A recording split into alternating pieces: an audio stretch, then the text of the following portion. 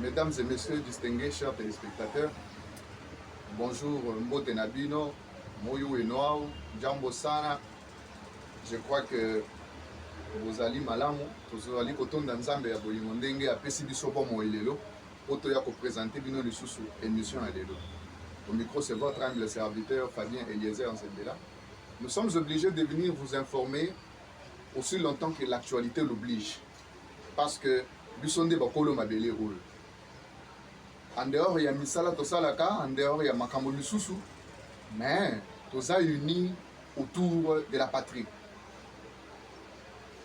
Et Zalina Makambo Oyo, Batu Bazalina Katia Kosala, qui nous font très mal, Oyo, tous au monde que tous au mitou na Batu Oyo, est-ce que Bazali ba compatriote, to baza Batu Moko, Babandaï, Kovanda Namboka, Moupaya, Basu Bangoga, Batindi Bangobaya, Vanda na Congo, Tondeni. Tant on a le bango et c'est le bakon na bateau et bazan na kati ya appartenance politique. Lobby na moni batu na balabala ba lobby Félix Tshisekedi aza complice na Rwanda. Babandi ko sala pe marche na bango. Nenga na mituni question. Félix Tshisekedi aza complice na Rwanda. Eza oyo azo senga Kagame po a retirer Basoda nae sous le territoire congolais. Félix Tshisekedi Oyo Aza complice na Rwanda. C'est le Félix Tshisekedi qui est en train de dévoiler les tactiques et les mauvais actes de Kagame et son régime sous le sol congolais. Félix Tshisekedi Oyo Azali complice na Rwanda. C'est celui qui est en train de fournir les efforts pour que Lelo Kagame bato dépouiller na makasi na nyonso. Tango bozo sala biloko mususu boza manipuler au memi population paisible olongo otie bango likanisi moko boye au memi bango bakende na balabala. Nous vivons dans un temps où nous cherchons de l'union.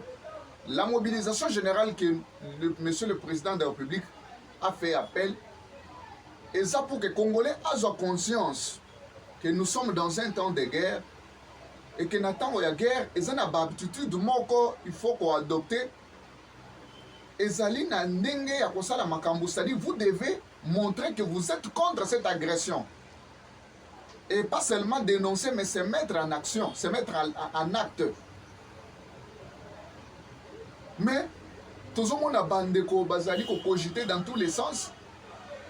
Et ce qu'on a même Ngumba Kinshasa. Monsieur le ministre de la Communication et Médias, Monsieur le ministre de l'Intérieur, Monsieur le ministre de la Défense nationale, Madame la Première ministre et tout son gouvernement. Tozo Sengabino, qu'est-ce qui vous empêche Tozo circuler dans la ville à Kinshasa? Nous ne voyons pas un état d'esprit du peuple congolais traduisant une situation de guerre. Je l'ai dit en tant que professionnel de la communication parce que j'ai fait la ronde des routes de Kinshasa et j'ai fait une remarque accablante. Les panneaux publicitaires et les enseignes, oh tozo mona oh yona pa balabala, ils ont renseigné ta que toza na kati ya guerre.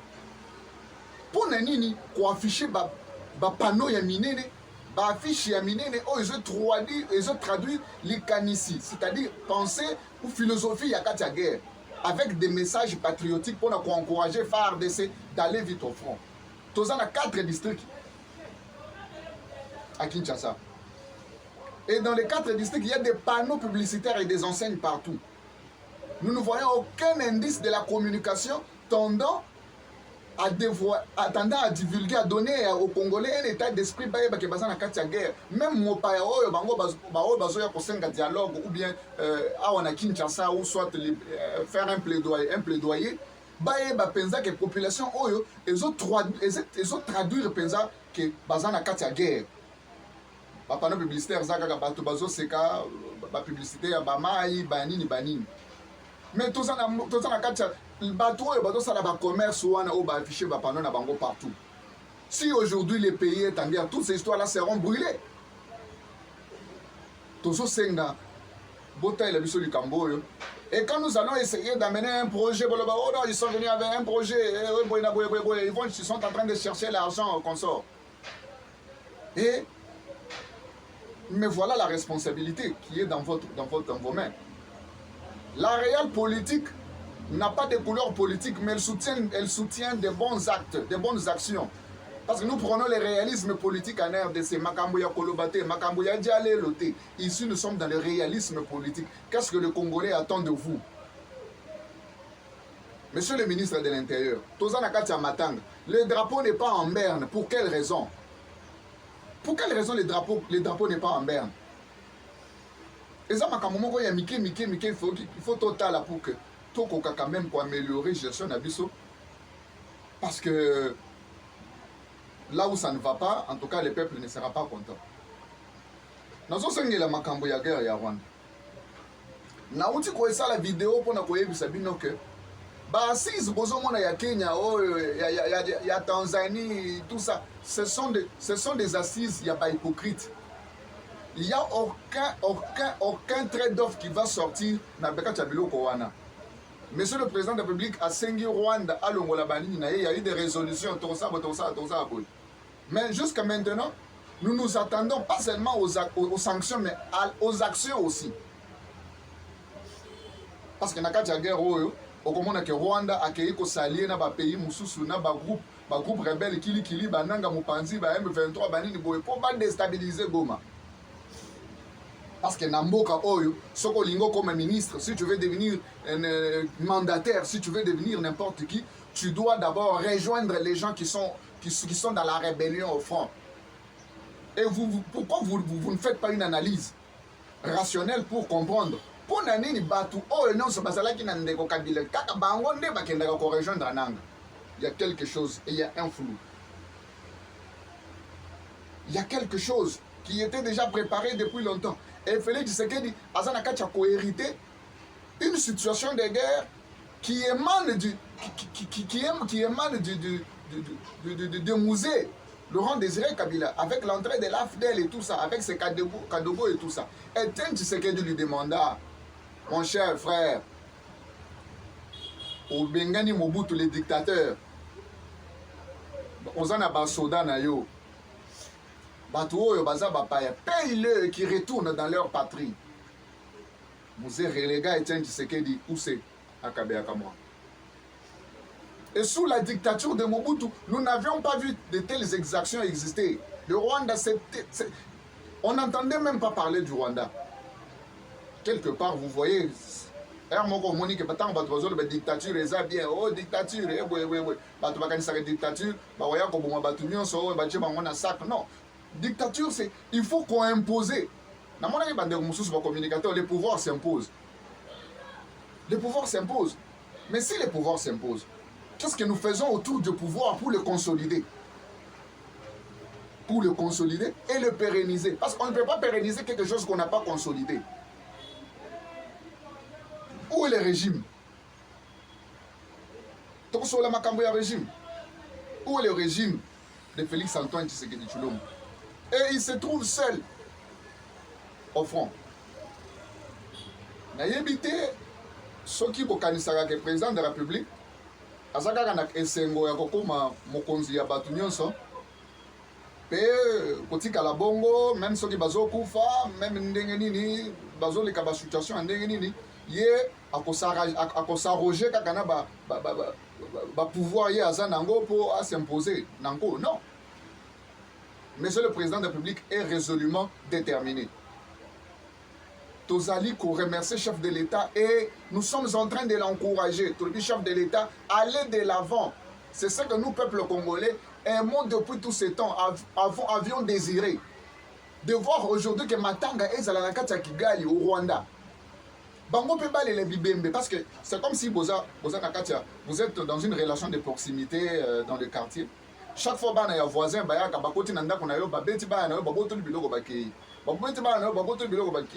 un jour leur papa dit non, mais trop c'est trop. Abandi qu'on dénonçait parce que tant que les voisins nous font du mal, personne ne croyait. oh non, tes enfants, bakei ko sakana bana baninga, bakomaki eloko moko, bana na onde babengaki bato wana, tout ça, tout ça. Et maintenant, tant que le niet a dévoilé, na ba voisin mususu, ba voisin mususu, oh baza zinga zinga na ba comprendre que le bi, Mouto Yazan a raison. Mouto Yazan a raison de soutenir. C'est pourquoi vous voyez, quand on appelle la diplomatie agissante, c'est parce qu'il y a eu des temps où cette diplomatie était muette. Il y a eu combien de ministres des Affaires étrangères ont allé siéger au Conseil de sécurité des Nations Unies, mais qui nous ont rien rapporté ici. Mais regardez cette femme dynamique quand elle est là, sous le leadership de Félix Antoine Tshisekedi Tshilombo, le travail est remarquable. Sa fermeté, sa constance et sa prise de position pour la République démocratique du Congo. Elle est restée constante, intransigeante, donc elle ne peut pas changer.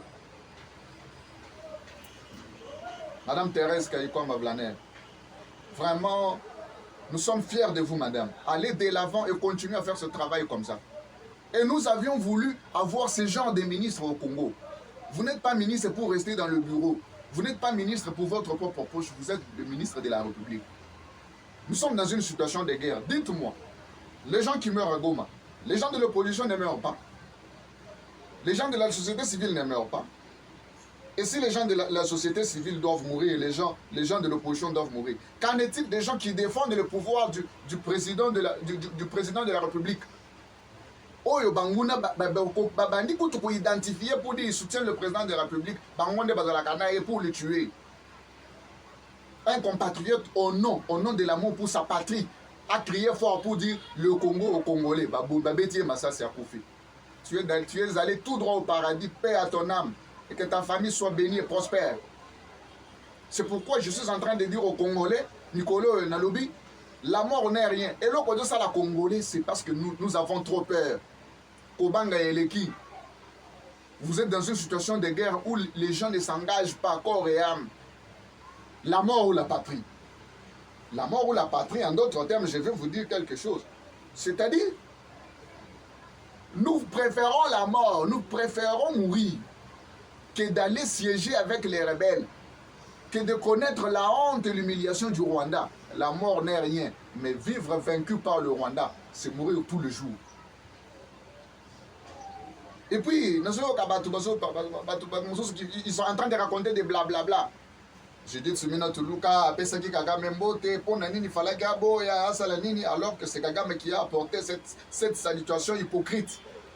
Mais comme en diplomatie analytique, vous avez vu M. Vladimir Poutine, Zelensky. Les deux ministres des Affaires étrangères se sont croisés sur les assises pour négocier. Ils se sont salués. Ça se passe comme ça.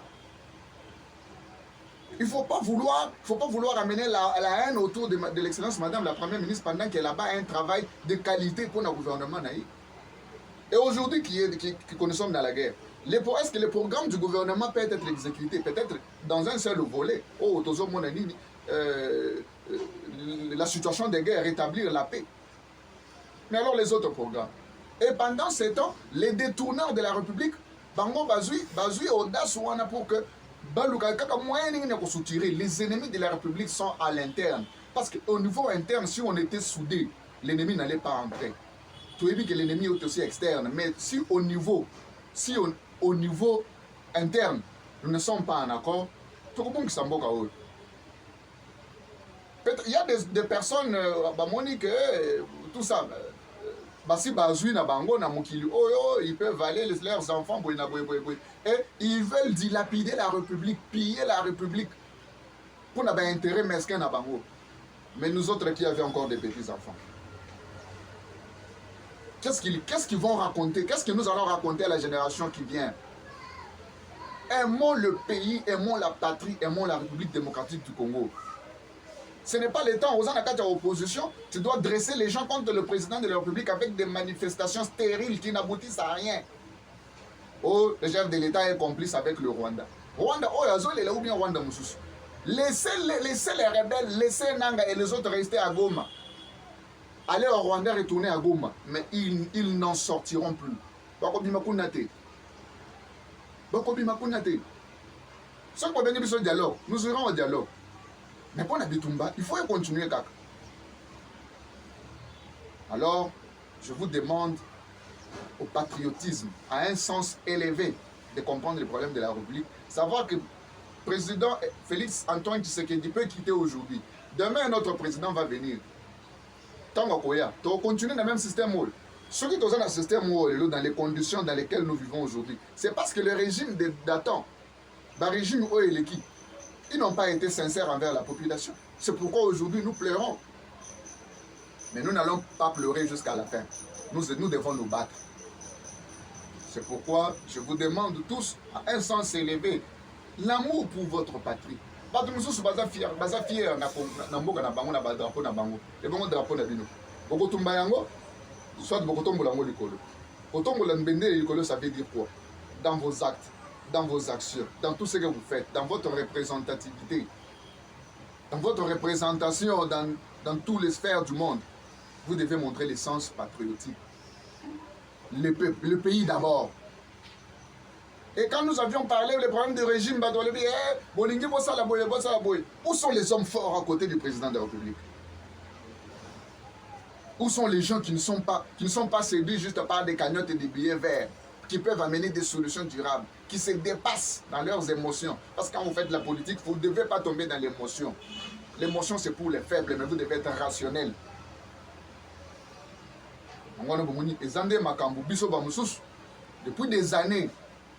Depuis des années, nous sommes en train de soutenir notre pays.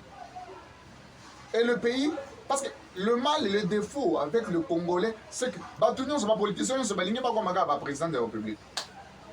Et tous veulent devenir des présidents de la République. On n'a pas dit que pour exceller dans ta vie, tu dois être président de la République. Certes, on ne t'empêche pas d'avoir des ambitions. Tout le monde a des ambitions.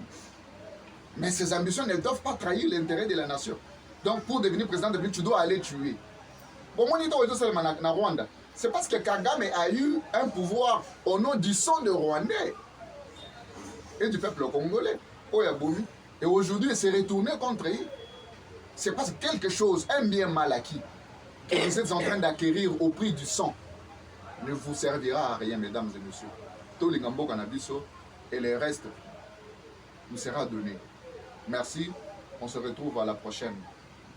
Ciao.